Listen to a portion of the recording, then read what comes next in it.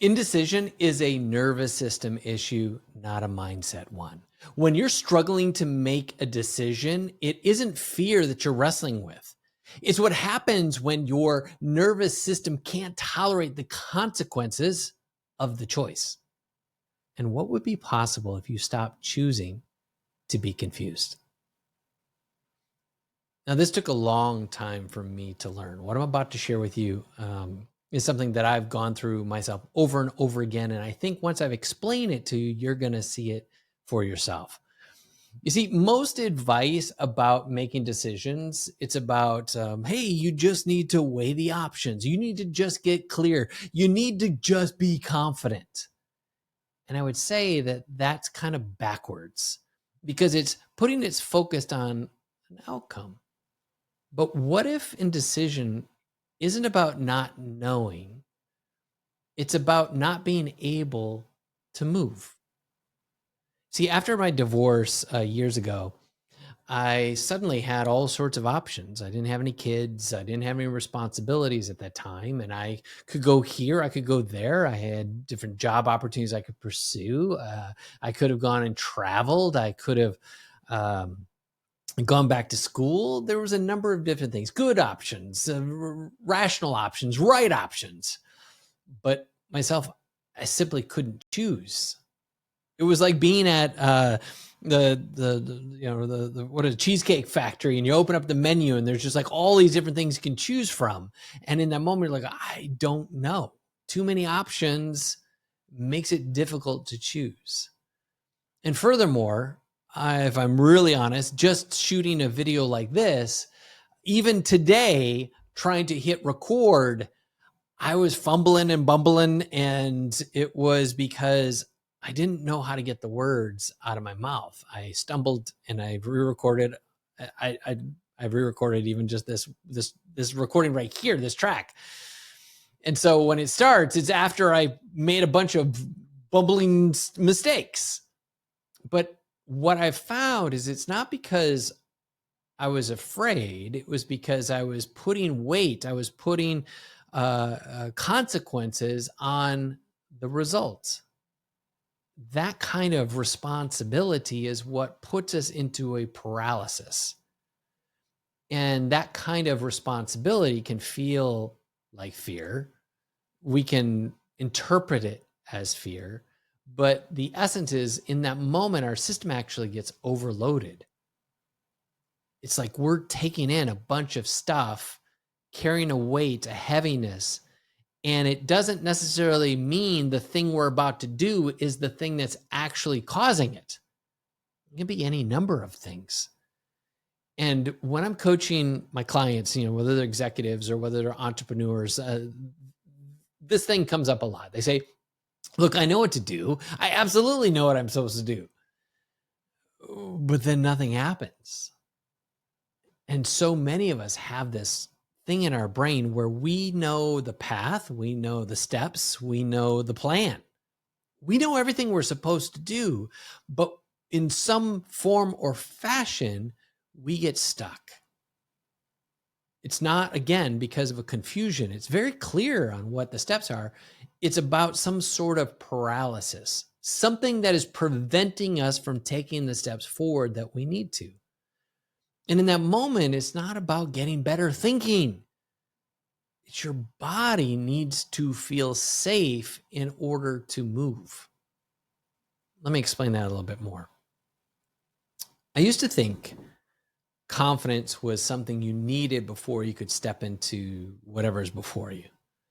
But what I've observed and what I've learned is that confidence is something that only comes up after you've done the thing, after you took the step, after you made the move, then you became confident. So when you're about to step into something and you suddenly feel flooded, it's usually because I've had a bunch of stories in my head that said, I don't deserve, I am not worthy, or I don't have what it takes to do this thing.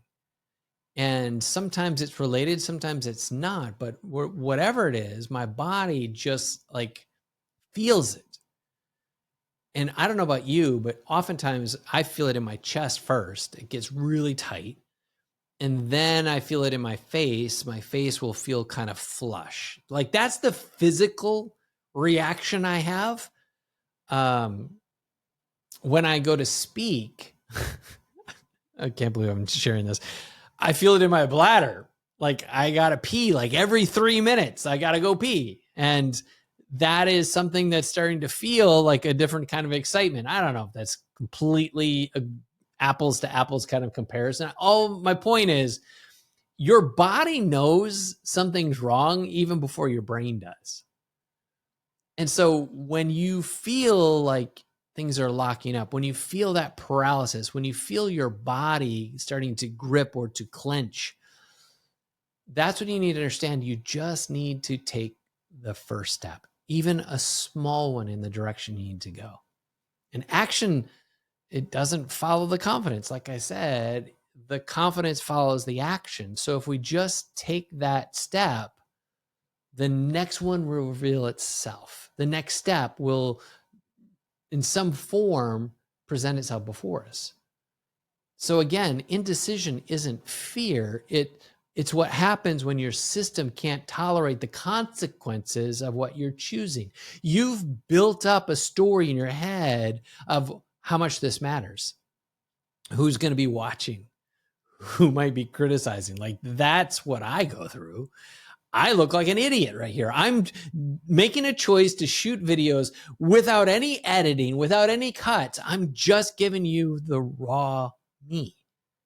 And that feels scary. What if you think I'm an idiot? What if I don't come across with the executive presence that perhaps you've perceived about me? Like, these are the things that are in my head. And so I had to stop myself and think, like, what's the right decision here? The right decision is just hit record and go.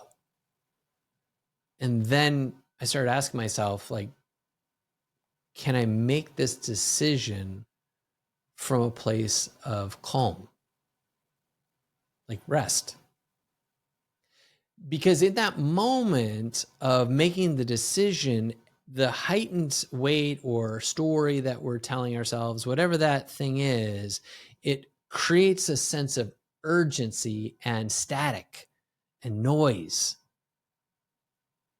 When I was back in Bible school, I have a degree in youth ministry. It's probably where I get a lot of my counseling and people skills. And there was a scripture that I remember, and I went through my divorce I was telling you about, and this scripture came up again. It's out of Isaiah, and it says, follow after peace, be led forth with joy. The mountains and hills will break forth into singing, and the trees of the field shall clap their hands. And so I chose to make decisions in that season from a place of joy and a place of peace. And ultimately, that made me calm. If you're stuck, it's not because you're afraid. Again, it's because your system's overloaded. So what happens when you make a decision out of being calm? This is when clarity matters. Again, not the outcome, not the long game, not where this. No, what's the first easy step? Now, down below, if you need some help with this, I've got some tools in below this video that you can click on a link and learn more about this. But what I've come to learn, and what I want to share with you, my point for coming on today, is that when we want to make decisions, when we're struggling in decisiveness, the things that are holding us back are more about the meaning and outcome that we are putting upon it, and not so much about the actual decision itself. So in this video, in the comments, let me know.